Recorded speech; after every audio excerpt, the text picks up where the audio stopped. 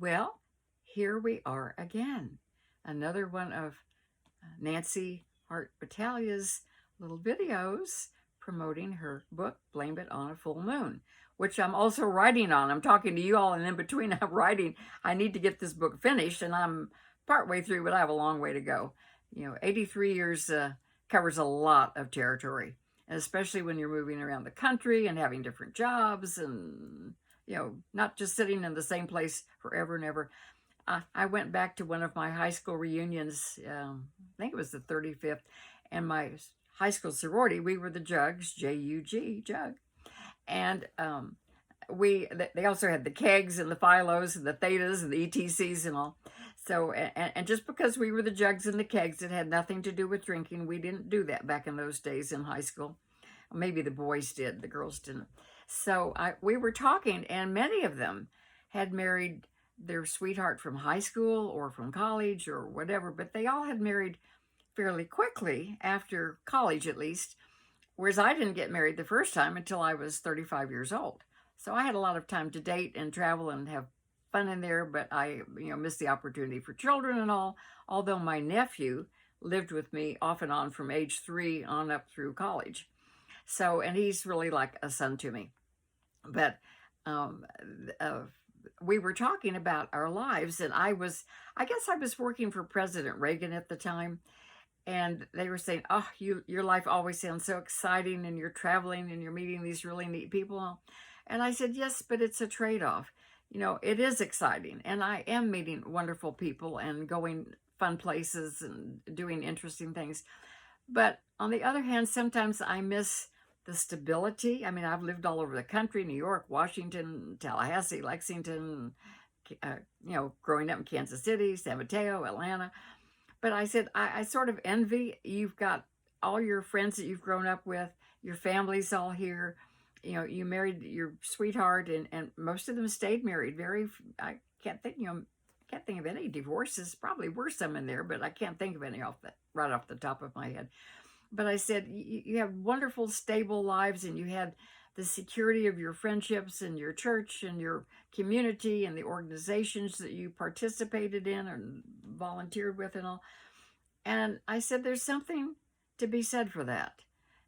I sometimes, having grown up here and knowing what a strong community it was, and how church and school and friendships and neighborhoods and community were all so tightly interwoven, and the security it gave you, and just, and they traveled. I mean, they took trips to Europe and did things like that. But I said, you're envying me, and in some ways I envy what you all have, because you have things that I don't have.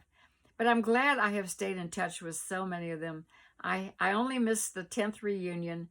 I have been back for every other reunion after that. And that class loves having reunions. It's really funny. The last one I went to, which was, I can't remember what year it was. We've already had our 50th. So this was I think it was our 57th. We graduated in 1957. Although I missed graduation, I got yanked to California right before my senior year because my father was transferred. So I went kicking and screaming across the country, the whole 2,000 miles, like, no. But we were having a reunion, and Friday night we had a party, a cocktail party and reception and dinner, and everybody got to visit. And then Saturday night we would always have music and dancing. And so we'd gone the first night, and Kansas City is a pretty good sized city, and it's growing like everywhere else. And Carmen and I stopped at a gas station to get some gas in this car we're in on the way home. And while we're there, this man comes over and knocks on the window. We roll the window down to see what he wants. And he said, I have a question for you. I'm trying to find this country club, and I know it's around here somewhere, but I don't know where. Now, we have a car with Missouri tags on. He thinks we're from there. And I said, well, what are you trying to find? He tells me. I said, we just came from there. That's where our high school is having its reunion, had its reunion tonight. Now, this is about 11:30 at night. He sort of missed the evening at 11:30. He said, well, I went to Southwest High. So we start talking, and he had changed so much. He looked nothing like he did in high. He was really skinny, but then weren't we all back then? he was really skinny and had dark hair, and now his hair was gray, and he'd filled out nicely and had muscles and what have you. I would never in a million years have recognized him. And he didn't recognize me because I was no longer skinny either. I actually only weighed like about 100 pounds in high school and 105 pounds in college. And I stayed at 105 for a lot of years. I still have some of those clothes. I'm always hoping. But anyway, so we had a lovely conversation, but it turned out he had nowhere to stay. And so here he is, 11:30 at night. He's missed the reunion.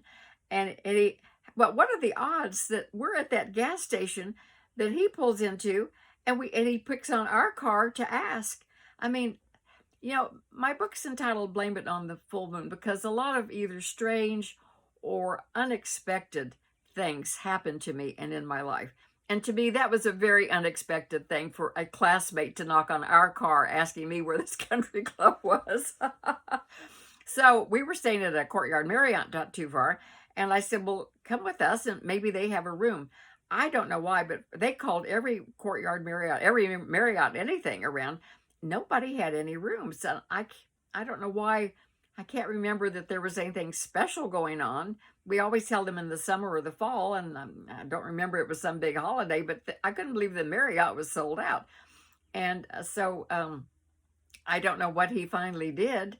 I think he had a sister somewhere, but she had a live-in boyfriend that, the situation was sort of, who knows? He may or may not have been welcome, but I don't know I can't remember where he ended up. We did see him the next day because I told him what was going on and what would be happening the next day.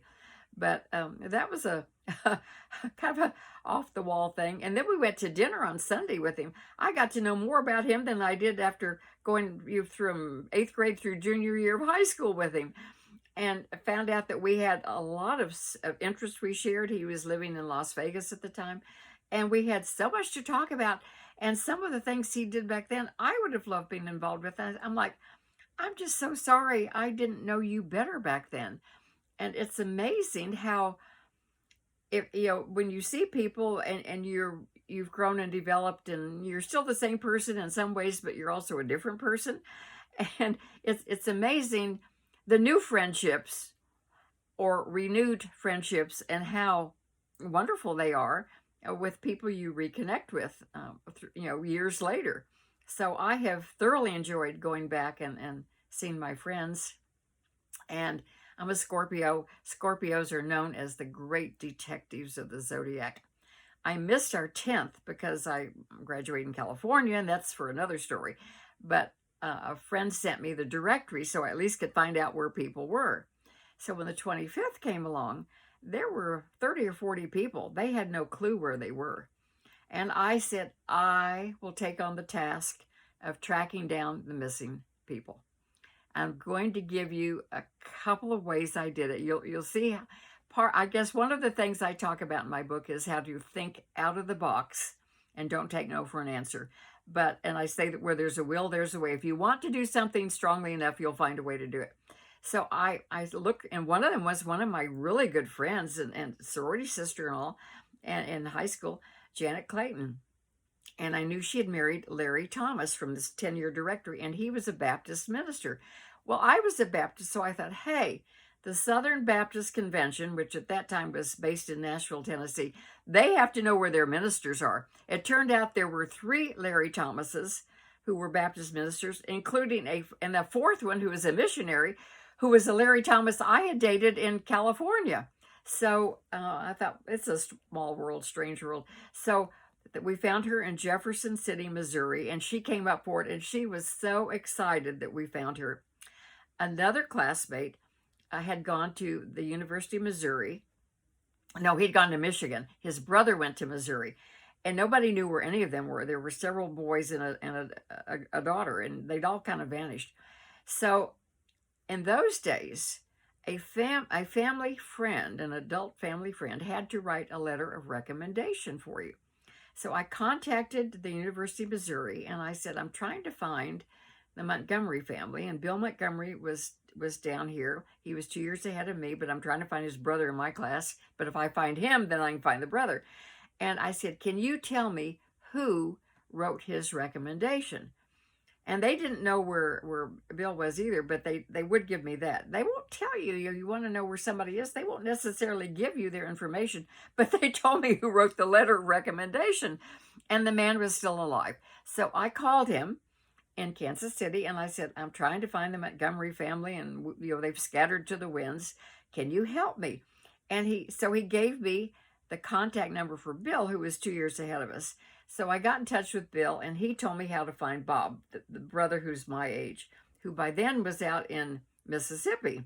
Um, but he'd been up in Massachusetts. He worked in the or Maine, somewhere up there. He worked in the shipbuilding industry, but then he had moved with them. He worked with the Bath Shipworks or something, but he was in Mississippi now. So I track him down. So he came, and he's a wonderful dancer. I wanted him to come because I love jitterbugging with him. He's one of the top 3 or 4 on my list for dancing. So that was the second one I found. But what an out of the off the track way to do it, to find somebody who wrote a recommendation for the brother in another college. And then the other one that you might find interesting was Jim Rusk. And I read in the tenure directory that he got an award. I don't know, it was either an Emmy or Tony, whatever you get for writing for Broadway.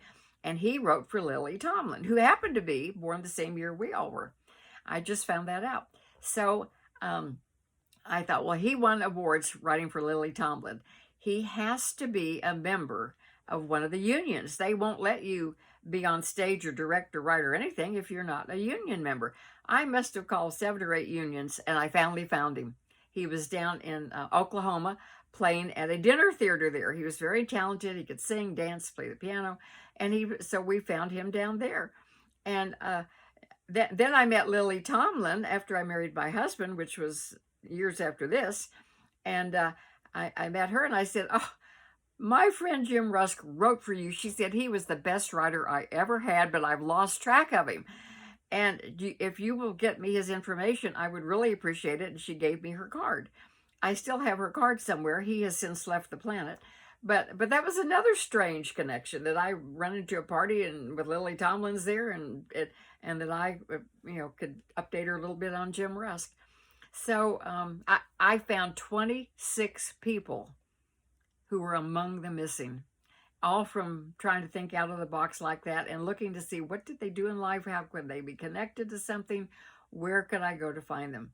So it wasn't just looking in the white pages, which we had back then, but if you don't know what city they're in or where they are, there are thousands of white pages out there, and you didn't have the internet where you could go to the white pages there, so you had to find other ways. So maybe that gives you some thoughts if you all are trying to find somebody you'd like to catch up with and they're missing. That's, think out of the box. And on that note, I guess I've talked long enough for this little video, and so this will go up in July. I'll see you all later. Bye.